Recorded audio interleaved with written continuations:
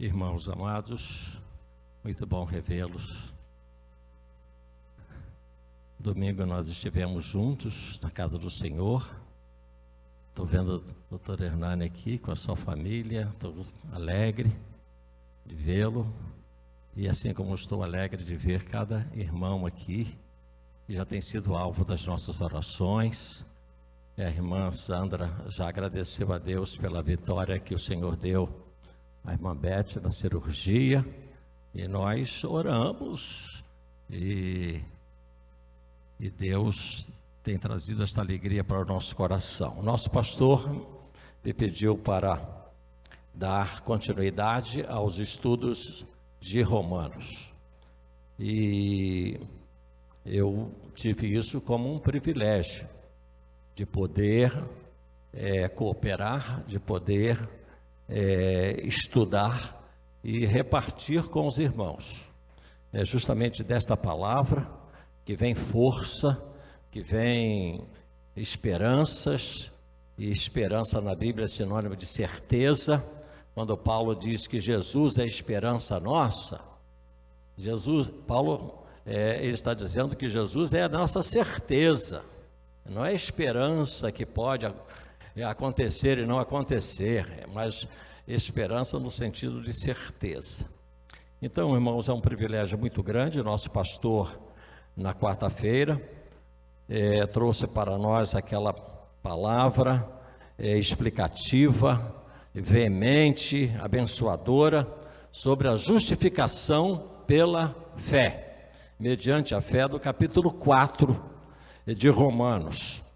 E hoje nós vamos para o capítulo 5, e eu pensei que nós pudéssemos vencer o capítulo 5, mas o capítulo 5 é tão maravilhoso que nós vamos ficar no versículo de número 11. Vamos ficar no versículo número 11, e este assunto, Adão e Jesus, do 12 até o versículo de número 21, esse bloco de versículos vai ficar para a próxima quarta-feira, porque é muita matéria, muita coisa maravilhosa que nós encontramos na carta do apóstolo Paulo aos Romanos. Então, queridos, nós vamos ler o capítulo 5, de 1 a 11, e eu estou lendo no texto da Bíblia textual. É um texto fidelíssimo ao grego, e nós vamos ver na outra tradução alguns sinônimos, talvez até alguma coisa a mais ou a menos, mas tudo isso só serve para a nossa compreensão ainda maior. Então vamos ao capítulo 5, Romanos capítulo 5. Portanto, havendo sido declarados justos pela fé, temos paz com Deus por meio de nosso Senhor Jesus Cristo, por meio de quem também temos obtido o acesso a esta graça, na qual nos mantemos firmes e nos gloriamos na esperança da glória de Deus. E não só isso, senão que até nos gloriamos nas tribulações, sabendo que a tribulação produz paciência, e a paciência caráter provado, e o caráter provado esperança, e a esperança não defrauda, porque o amor de Deus tem sido derramado em nossos corações pelo Espírito Santo que nos foi dado. Porque ainda sendo nós fracos, no tempo assinalado, Cristo morreu pelos ímpios. Ainda que dificilmente alguém morrerá por um justo, talvez alguém se atreva a morrer pelo bom. Porém, Deus demonstra seu mesmo amor para conosco, em que, sendo nós ainda pecadores, Cristo morreu por nós. Portanto, muito mais agora, havendo sido declarados justos por seu sangue, seremos salvos da ira por meio dele, porque se sendo inimigos, fomos reconciliados com Deus pela morte de seu Filho, muito mais, havendo sido reconciliados, seremos salvos em sua vida. E não só isto, senão que também nos gloriamos em Deus, mediante nosso Senhor Jesus Cristo, por quem recebemos agora a reconciliação. Senhor, estamos te cultuando nesta quarta-feira. Senhor, é uma quarta-feira que faz parte das celebrações dos 110 anos da tua igreja neste bairro. Pai, esta é uma quarta-feira especial, como tem sido todos os cultos da tua igreja. Nós nos colocamos diante de ti, nós nos esvaziamos para que o Senhor seja visto, para que o Senhor seja louvado, para que o Senhor seja amado, para que o Senhor seja obedecido pelos seus servos. Ó Senhor, dirige a mente do teu servo, o coração do teu servo, para que eu fale somente aquilo que o Senhor quer que eu fale. Dirige todas as coisas. Obrigado por esta palavra que atravessou 19 séculos, 20 séculos e chega a nós no século 21 com essas verdades do teu coração, Senhor. Nós vamos hoje estudar sobre os frutos da justificação pela fé. E nós sabemos que esses frutos só aconteceram e acontecem porque o Senhor quis que assim acontecesse. Foi o Senhor que tomou as decisões para que nós fôssemos justificados. Que maravilha, meu Pai. Que maravilha, Senhor. Nós sabemos que o Senhor olha para nós através das lentes Cristo e nos vê sem pecados, porque os nossos pecados foram assumidos por Jesus na cruz. Muito obrigado, em nome dele, amém.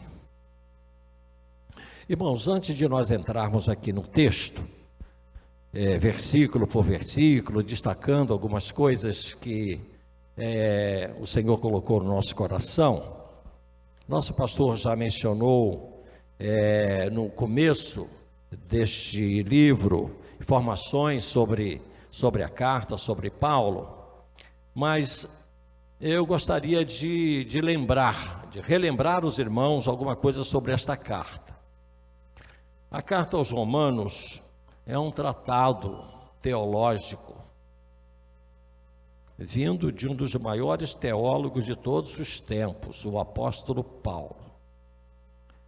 Nesta carta, Paulo aborda questões fundamentais da igreja do Senhor Jesus Cristo, do novo pacto, da nova aliança de Deus conosco.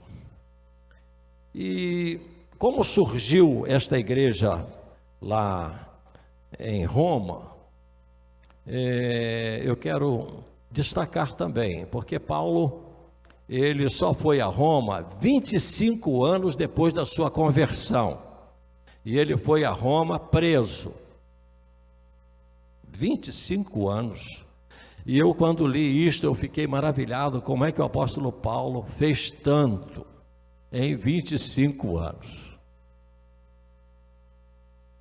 e Deus precisou, de alguma forma, prendê-lo, para que nós tivéssemos essas 13 cartas do Novo Testamento. Das 27, 13 saíram do coração, da mente,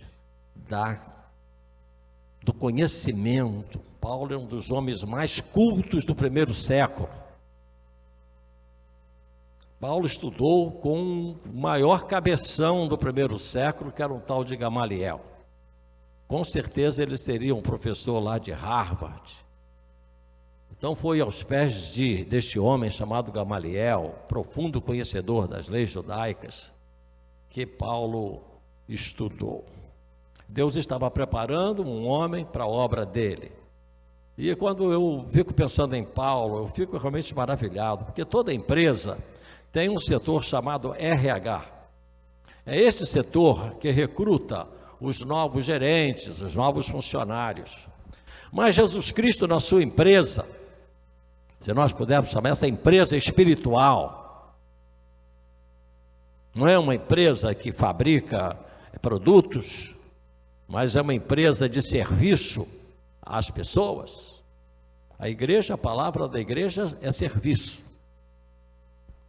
A palavra de ordem do pastor é serviço. A palavra de ordem da igreja é serviço. O verbo servir é o verbo da igreja. Jesus mesmo disse: eu não vim para ser servido, mas para servir.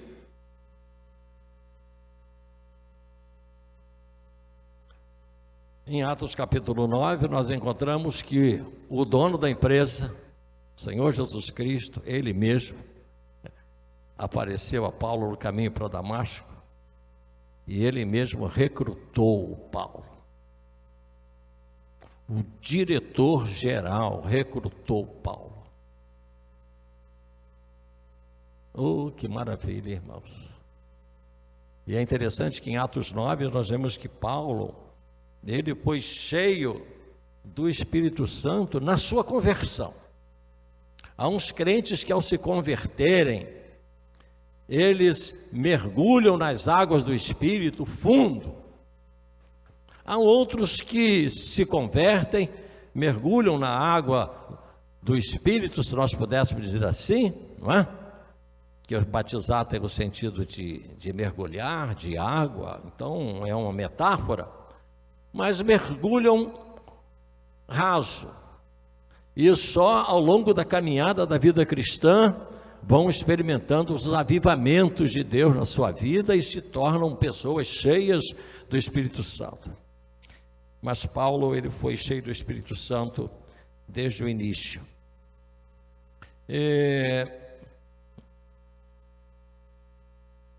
Uma das coisas que me encanta também é que foi uma mulher, uma diaconisa, quem levou estes pergaminhos para a igreja de Roma.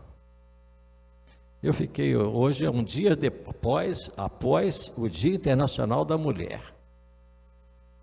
Nós vamos encontrar, por exemplo, lá em Romanos 16:1, se o pastor Felipe puder colocar aqui para nós, Romanos 16:1, nós vamos ver que a confiança de Paulo era tão grande nesta diaconisa, ele não chamou um diácono, mas uma mulher, uma diaconisa, para levar esta carta à igreja de Roma. Uma das maiores produções teológicas e escritos mais brilhantes de Paulo, esta carta. Romanos, eu quero mostrar isso aqui para os irmãos, antes de a gente entrar no texto. Está chegando, chegou. Recomendo-vos, pois, Febe, nossa irmã, a qual serve na igreja que está em Cencreia. Corinto tinha 2 portos, Porto de Lécio e o Porto de Cencreia. 2 portos. Corinto era uma cidade tipo Rio de Janeiro, onde chegam navios de todas as partes do mundo, com mercadorias e levando mercadorias, gente de todas as partes, todas as nações, e havia uma igreja em Cencreia, num daqueles portos. E essa irmã Febe foi, segundo os comentaristas, a grande probabilidade de que ela foi a portadora desta carta à igreja que estava em Roma. Nós poderíamos falar também sobre como surgiu essa igreja em Roma, mas nós levaríamos um pouquinho de tempo. A igreja católica ensina que foi Pedro, mas os teólogos católicos mais sinceros já não concordam com essa posição, porque vejam que Paulo escreve aos Romanos, não manda nenhuma felicitação para Pedro. E ele que foi preso em Roma, em nenhuma das suas cartas ele faz referência a Pedro.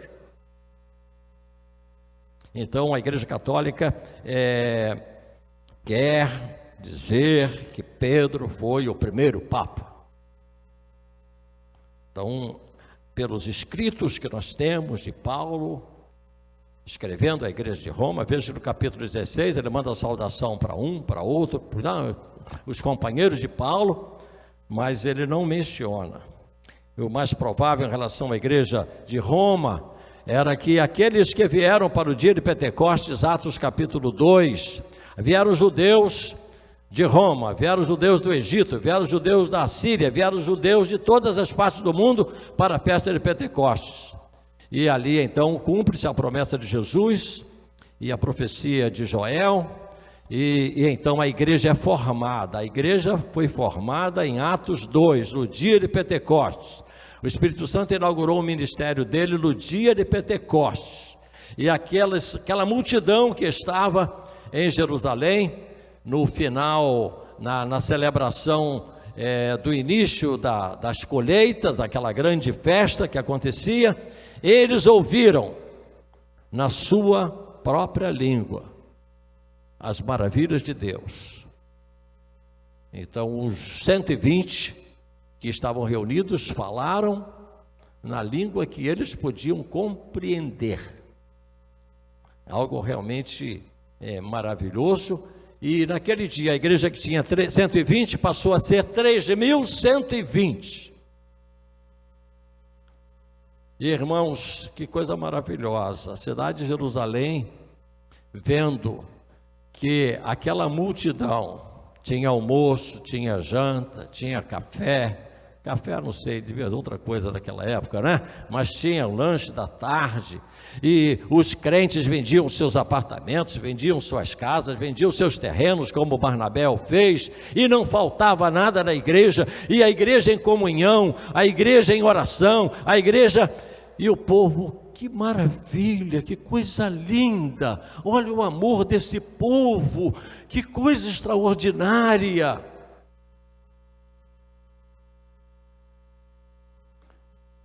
Na igreja central da Penha, irmão Samuel Ribeiro, que foi da igreja de Manguinhos, começou lá o trabalho de rua à noite com os moradores de rua. A última vez eles levaram 225 pães a uma irmã que doou lá a salsicha, então os moradores de rua receberam cachorro quente. Umas bombonas com sucos, trabalho de noite com o povo.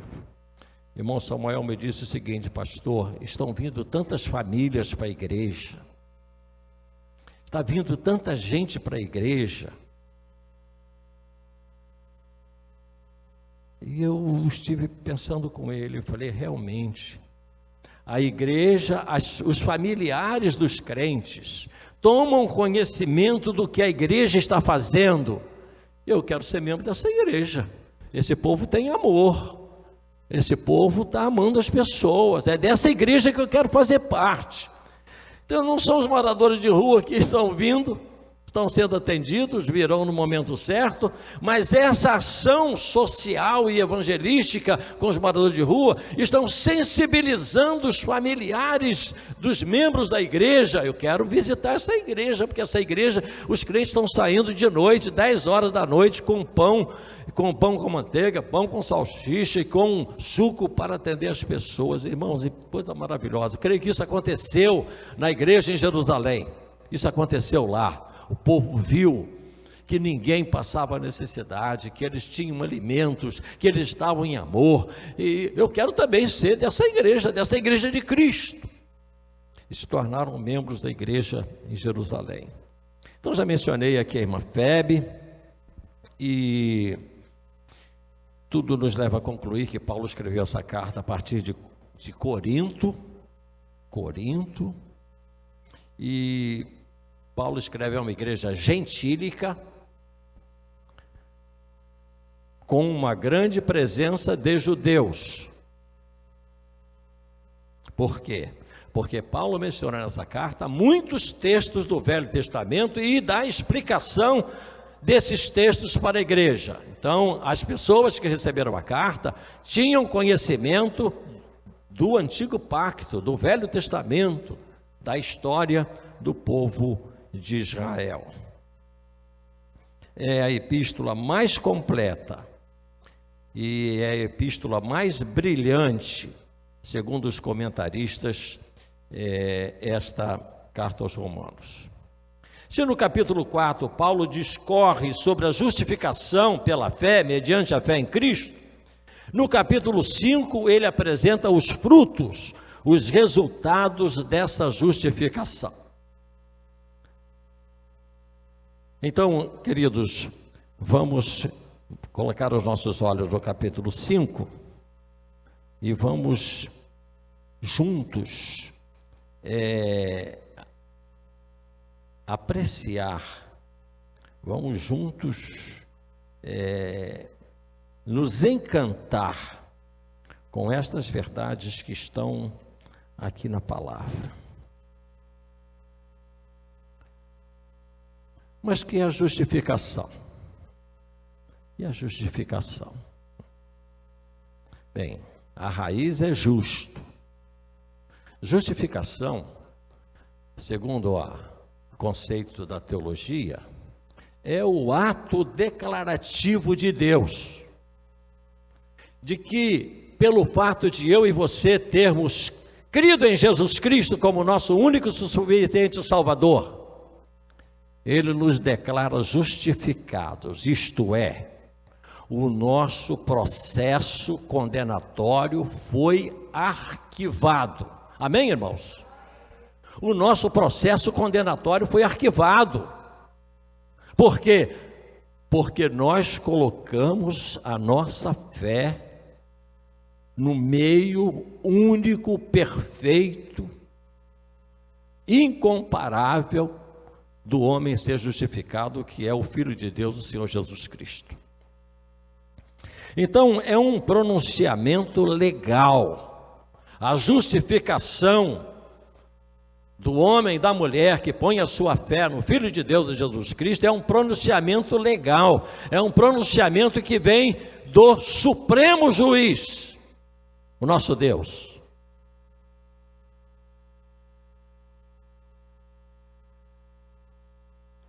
Isso realmente, irmãos, é algo maravilhoso. Nós não contribuímos em nada para a nossa justificação. Nem eu, nem você, nenhum de nós contribuiu em nada para que nós fôssemos justificados. É um ato de Deus, é um ato declarativo de Deus, de que nós agora somos tidos como justos, e Deus nos olha agora através da lente perfeita que é Jesus, e nos vê limpos, e nos vê comprados, e nos vê filhos. Jesus no Getsemane, ele orou: Abba, Pai, Paizinho. Você já teve a experiência de falar com Deus assim, chamar Deus de Paizinho? Porque isso é a maneira de falar de filhos. Filhos, paizinho, mãezinha. Nós somos agora filhos de Deus por adoção. Olha o apóstolo João escrevendo na sua carta: irmãos, vede quão grande amor nos tem concedido o Pai. Primeira carta de João, de sermos chamados filhos de Deus. E ele escreve: e na verdade nós o somos. Vamos então, irmãos, ver nesse capítulo 5 os resultados da justificação. Do versículo 1 do capítulo 5, que nós pudermos ter aqui, irmão Felipe, versículo 1. Havendo sido declarados justos pela fé, mediante a fé, temos paz com Deus. Temos paz com Deus. Gosto dessa tradução, porque está temos. Não sei se alguma tradução aí está tenhamos. Alguma tradução aí de vocês está tenhamos. A tradução melhor com o original é temos. Então, primeiro fruto, primeiro resultado da justificação mediante a fé é paz com Deus. Você se lembra do dia da tua conversão? O dia em que o Espírito Santo que convenceu a cada um de nós do pecado, da justiça, do juízo e nos apontou a cruz. O Espírito Santo ele está sempre apontando para a cruz. Guardem isso, irmãos, porque existem tantas pregações sobre o Espírito Santo que as pessoas pensam que é o Espírito Santo que salva. O Espírito Santo está sempre apontando para a cruz. E nós vamos à cruz. E quando nós nos entregamos, nós confessamos nossos pecados, nós recebemos o sacrifício de Jesus por nós, então Ele passa a habitar em nós, Ele nos sela, nos marca como povo de Deus, como propriedade de Deus. Assim como aquele fazendeiro, o João Rodrigues, põe uma marca de JR no gado dele, o Espírito Santo põe uma marca também em nós, porque agora nós fazemos parte do rebanho de Deus. Selados. E é interessante que quando a gente sela uma carta, faz barulho, irmãos, quando a gente sela uma carta? É algo doce. Passa uma colinha ali e você sela a carta e leva para o correio. Estão entendendo, irmãos? A doçura do Espírito Santo em nós quando nós passamos a ser povo de Deus. A nossa experiência, irmãos, é Deus falando aqui dentro. Deus falando dentro do nosso coração. Quando você sela uma carta, não faz barulho nenhum. E assim também o Espírito Santo, quando Ele nos sela, põe a marca de Deus em nós. Então, queridos, paz com Deus. Primeiro resultado da justificação, Paulo está mencionando paz com Deus. Eu ouvi certa vez algo que eu não esqueci mais. Não foi Deus quem começou a briga, mas foi Deus quem tomou a iniciativa da reconciliação. Se Deus não tivesse tomado a iniciativa de nos reconciliar com Ele, nenhum de nós seria reconciliado com Ele.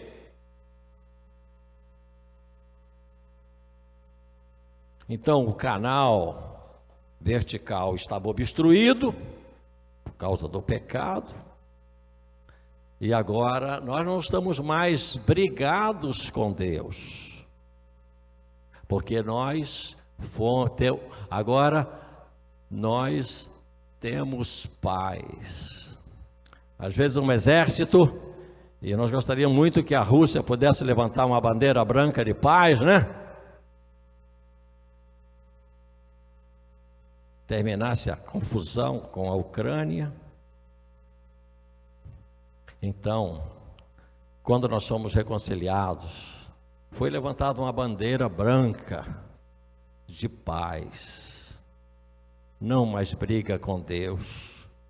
Nós não estamos mais brigados com Deus, porque Cristo fez a nossa reconciliação.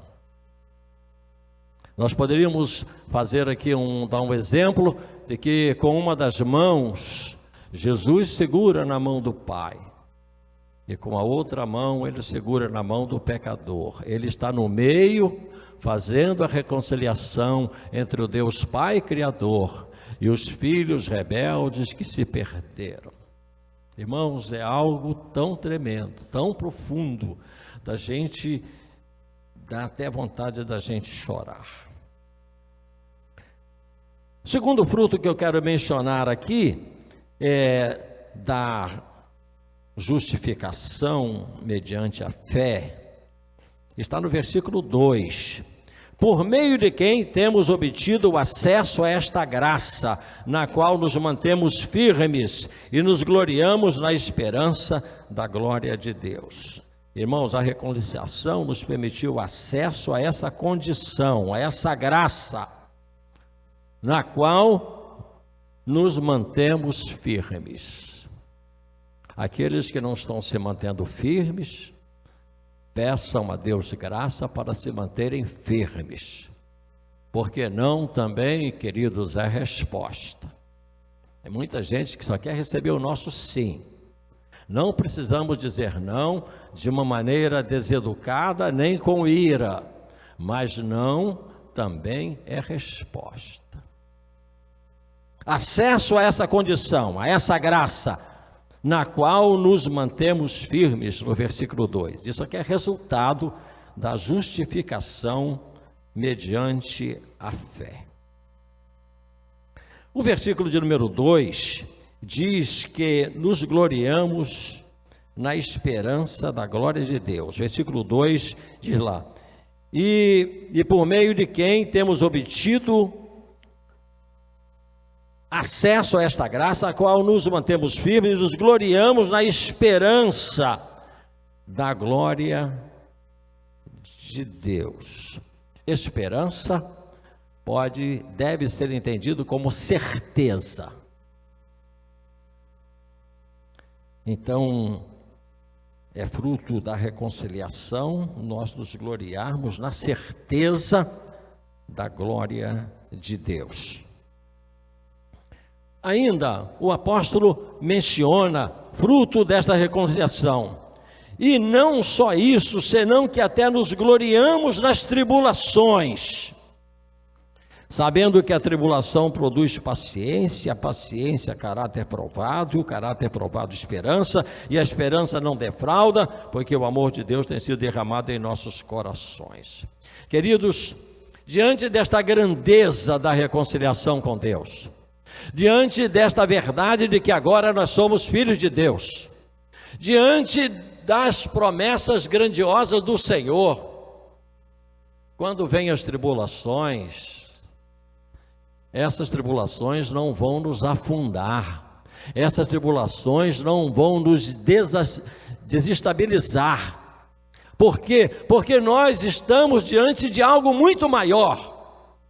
Nós estamos diante de algo tremendo, maravilhoso. Como é que eu vou deixar uma tribulaçãozinha dessa? Como é que eu vou deixar que um problema desse venha me abalar? Se eu fui justificado por Deus mediante a fé, se eu agora sou filho de Deus, se agora eu tenho paz, eu não estou mais brigado com Deus, mediante Jesus Cristo.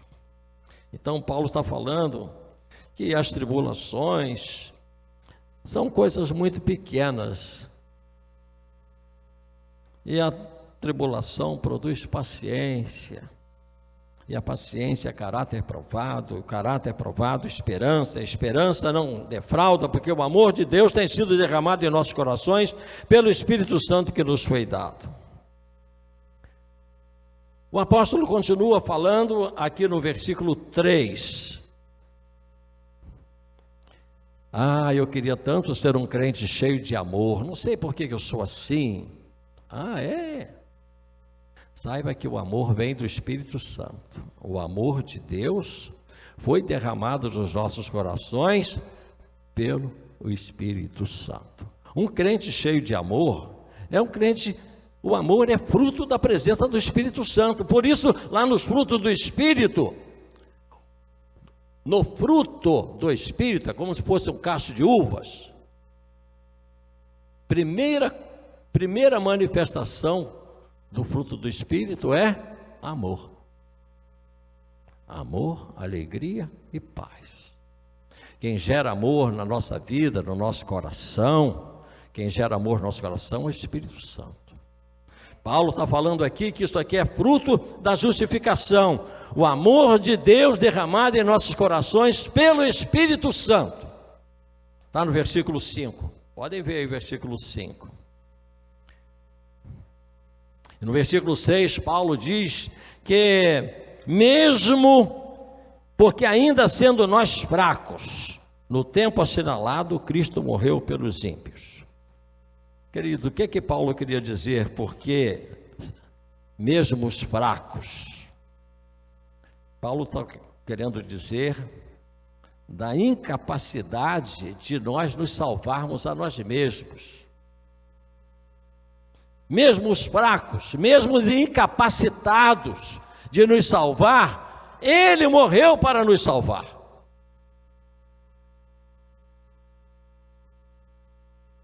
Ele morreu para nos salvar.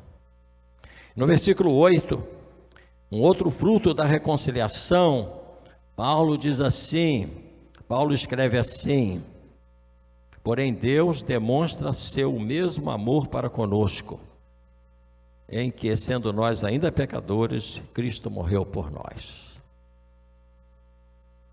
Eu nasci no ano tal, muitos anos antes de eu nascer, Jesus já tinha morrido para me salvar. E eu sei que o nosso Deus, Ele é Deus sábio, o único Deus sábio. Paulo escreve dizendo que o único Deus sábio é o nosso Deus, o único. Então os outros deuses são tudo deuses com letra minúscula, porque o único Deus sábio, os outros são deuses sem inteligência. Há outros adjetivos que não precisamos dizer. O único Deus sábio, Paulo escreve. Esse é o nosso Deus, o único Deus sábio. Esse Deus, como diz o versículo 8,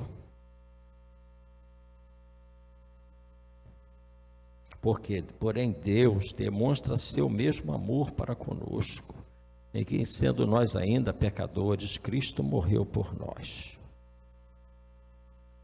O versículo 8 ainda diz assim: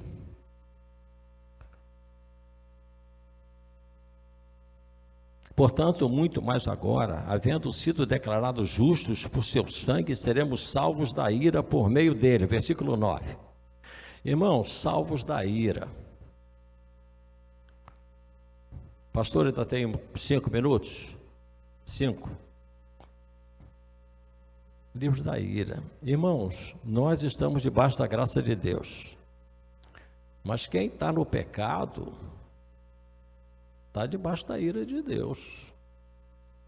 Se os irmãos puderem ver, creio que João 3,36. João 3,36. Quem crê nele é salvo, mas quem não crê, a ira de Deus sobre ele permanece. Quem não continua crendo, acho que é João 3,36. Se eu não estou esquecido, a ira de Deus sobre ele permanece. O mundo está debaixo da ira de Deus. Jesus morreu para salvar o mundo, mas aquele que está rebelde, está obstinado, está no pecado, não quer saber de Deus, Deus não está lidando com essa pessoa, passando a mão sobre a cabeça dela, não. Deus, nosso Deus é santo, nosso Deus é justo, está debaixo da ira de Deus, mas no momento que esta pessoa olha para Cristo, ele pode ser justificado e pode se tornar filho de Deus por adoção. E finalizando, o 10 e 11, outro fruto da reconciliação é que nós fomos reconciliados com Deus. Porque sendo inimigos, rebeldes, sem querer saber de Deus, de nada, de igreja. Perto da minha casa havia um barzinho, e o dono daquele bar tinha conhecimento de Bíblia. Ele estava desviado. Um dia eu fui lá comprar lá uma quentinha, e comecei a falar com ele, e ele disse: meu Deus é o dinheiro. Meu Deus é o dinheiro. Aí, um tempo depois, o bar dele começou a fraquejar, passou a ter um problema na perna, a filha veio para o bar para ajudar, e ele veio também, depois que melhorou. Um dia eu fui lá e disse: o senhor ainda continua pensando como o senhor pensava, que o seu Deus é o dinheiro? E disse, não, eu não falei isso. Falou sim, o senhor falou para mim, aqui nesse bar, que o seu Deus era o dinheiro. Então veja que a cabeça dele já começou a mudar. E às vezes eu passo por lá, ele já quer me dar a paz do Senhor.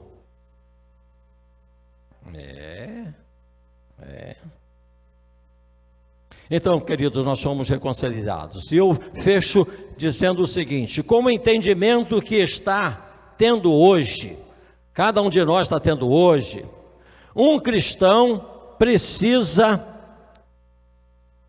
ser mais alegre, mais comprometido, mais operoso no reino. Por quê? Porque você pode chamá-lo de Abba Pai, Paizinho.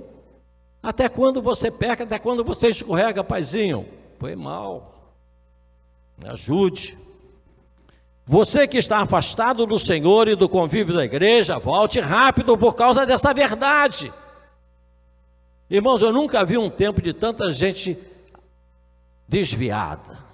Foi um caminhão entregar material na minha casa lá na Tijuca, que eu estou em obras, e eu comecei a falar com os jovens, estava entregando, eu falei, você, como é que é teu nome? Mateus. Eu falei, Mateus está na Bíblia. E olha, onde você tem a tua loja, lá para o lado de Piabetá, onde você trabalha, existem muitas igrejas evangélicas. Ele disse, eu estou desviado. No outro dia veio um outro caminhão para entregar mais material, vieram jovens para descarregar, e eu abordei um daqueles jovens, e eu falei, e você, como é que é você e Jesus? Aí ele ficou não entendendo muito, e naquela região onde a tua firma tem muitas igrejas. E ele disse para mim, eu estou desviado. Um dia, da mesma empresa, irmãos, o que tem de gente desviada, ainda mais depois dessa pandemia, o que tem de ovelha desgarrada por aí, mas diante desta maravilha da justificação mediante a fé e dos frutos dessa justificação, não há como ficar longe. E por último, você que acha que não há solução para você, saiba que Deus o ama e que há perdão para você de todos os seus pecados, pecado velho, pecado novo, há perdão. E João 1, 11 e 12, veio para o que era seu, mas os seus não o receberam, mas a todos quantos o receberam, deu-lhes o poder de se tornarem filhos de Deus, os quais não nasceram da vontade da carne, nem da vontade do varão, mas de Deus. Senhor, obrigado por esta hora, pela tua palavra maravilhosa, pela reconciliação nossa com Jesus. Pai, ajuda-nos a sermos mais fervorosos, mais animados, mais vibrantes diante desta verdade da tua palavra que nós experimentamos em nós. Em nome de Jesus, amém e amém.